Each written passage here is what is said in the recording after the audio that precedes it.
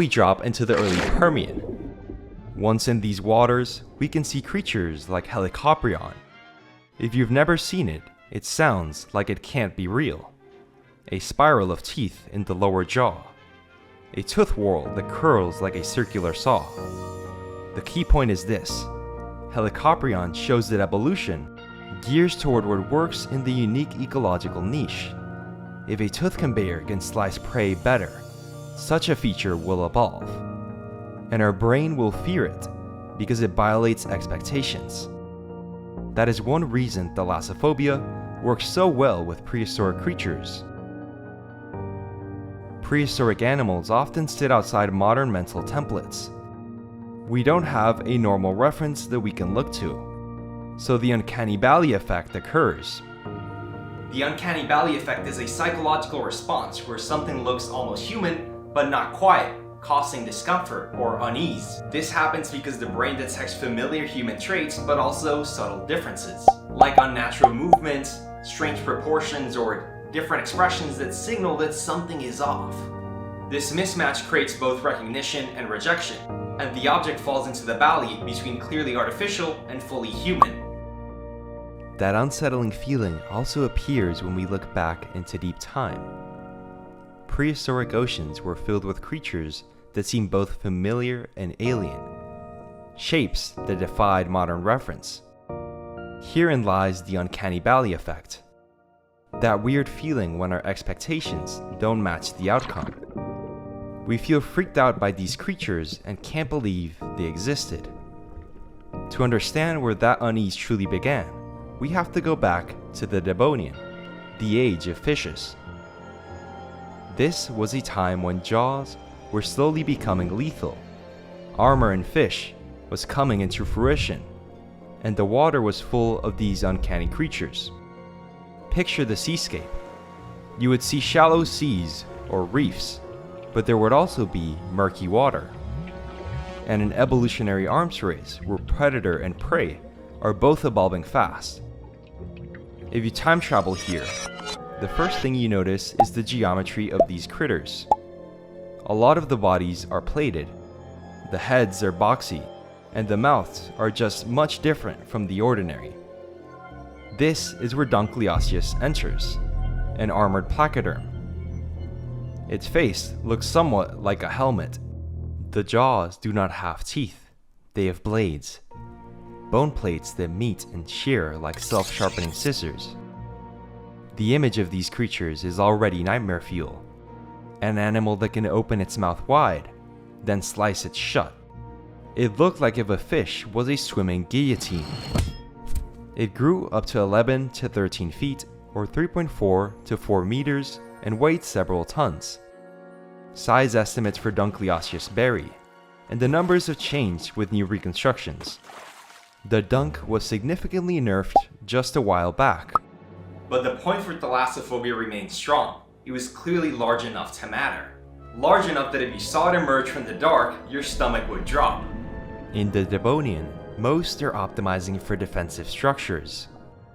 Dunkleosteus belonged to Dunkleostidae, the clan of armored giants that ruled the Devonian seas. A special hinge system lets them open their jaws with explosive speed, creating suction that pulled victims in. When they open their mouths, the plates slide, and the whole skull acts like a hinge. Other Devonian placoderms like Heterosteus also thrived, each with distinct armor and head shapes adapted to unique feeding styles. But not all are predators of power and force.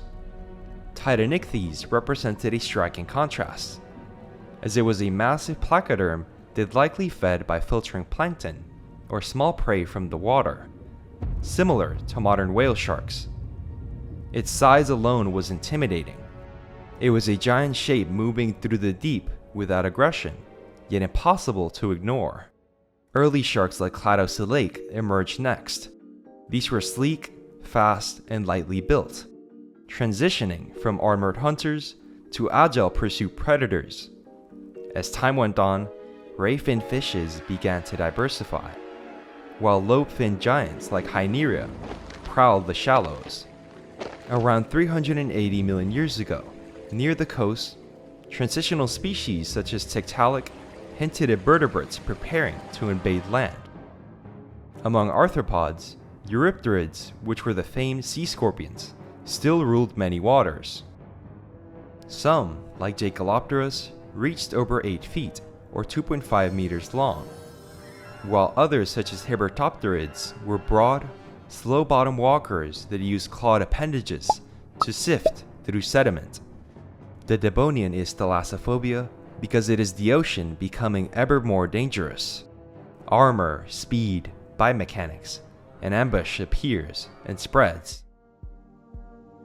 Up next, we'll dive into the Cambrian explosion, the moment our fear of the deep was born from uncanny alien designs like the spike-armed Anomalocaris. Stay tuned for the origin point of the predator-prey evolutionary arms race, when you had to hide to survive, coming up next. Now we go further back in time to the Cambrian, where we would see an ocean that feels like science fiction. Because complex ecosystems are still young, and the body plans are still wild. Oxygen levels were lower, temperatures fluctuated sharply, and the chemistry of the water was unstable compared to today. Visibility was poor, and the seafloor was coated in microbial mats instead of plants. But here, Anomalocaris thrived. It was Earth's first major apex predator, and it dominated the Cambrian seas around 500 million years ago. It had grasping arms, a circular mouth, and a body built for swimming. It was a top predator in a world where most things are small, soft, and weird. The horror here is unfamiliarity.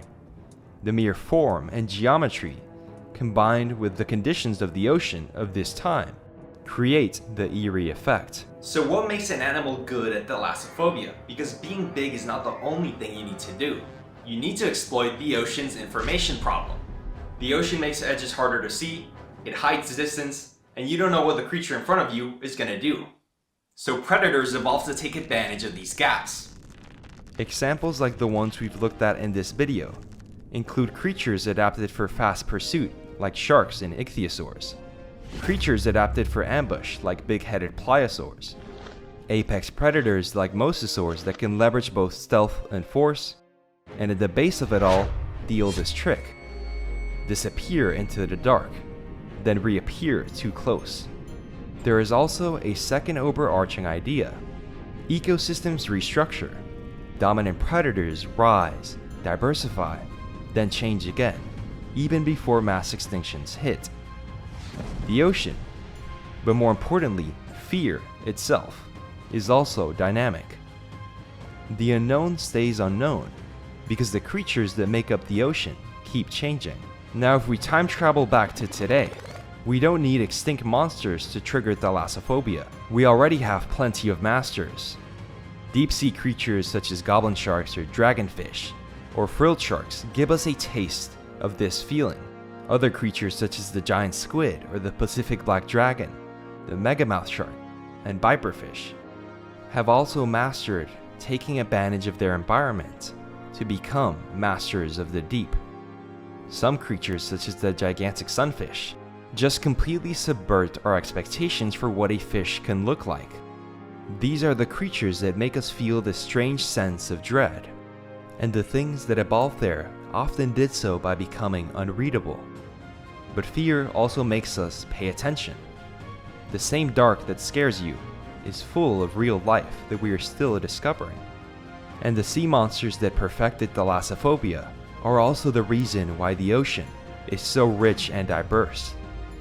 Thalassophobia became a cultural phenomenon because we finally had the language and social media platforms to share it. And it became a survival instinct because of our relationship with the ocean over millions of years. Prehistoric titans, weirdos, and strangers made the deep feel haunted, and they did it by mastering thalassophobia.